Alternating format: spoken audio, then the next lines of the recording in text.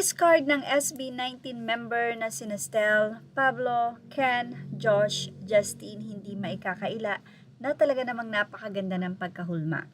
And mapapansin nyo ba na habang may edad ang nasabi nga pong grupo ng SB19 ay lalo silang nag-bloom or gumugwapo. Marami nga po ang nakapansin niya na talaga namang blooming na blooming at mas lalong gumagwapo nga po daw ang 5 bano sa nasabi nga pong kanilang pag-age. At actually, hindi nga po sila tumatanda. Parang mga vampire, especially Josh Callan.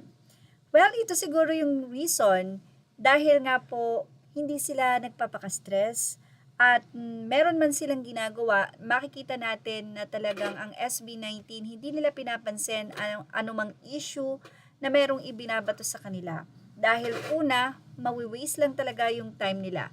Napaka-hectic ng schedule ng SB19 para sa mga bagay na walang kabuluhan. Kaya naman isa itong reason kung bakit ang kanila nga pong itsura ay hindi tumatanda. Dapat po ay stress-free at sabi nga, ang stress po ay bukod sa nakakatanda, magkakaroon pa po kayo ng sakit.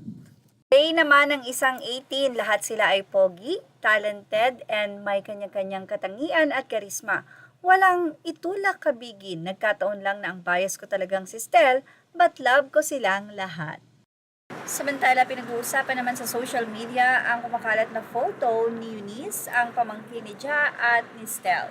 Maraming nagsasabi na bagay daw ang dalawa pero may mga umalma dito at sinabing huwag na lang daw sanang bigyan ng mali siya ang nasabi nga pong closeness ni Stel sa pamilya ng Di Diyos dahil parang ang magkakapatid na ang mga ito. Ang ilan naman ay sinasabi walang masama kung sakasakali man dahil bagay na bagay naman daw si Stel at si Eunice. Maganda at gwapo. Ate pong ibahagi ang kanilang mga naging komento. Say ng isa as a very approved na siya ang maging endgame ni Stel. Ang ilan ay sinabing, pwede to, pwede, si maganda at si malakas. Di ako magtataka kung magkatuluyan tong dalawang to.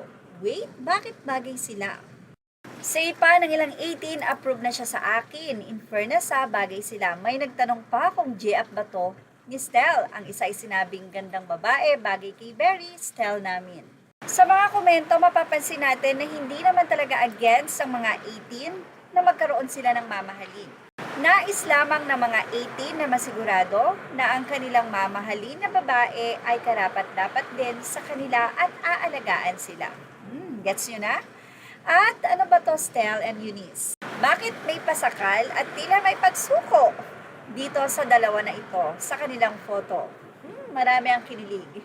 Ilagay na ang inyong opinion hinggil dito sa ating comment section. Images are all credit to the rightful owners. Thank you for watching. Show the star.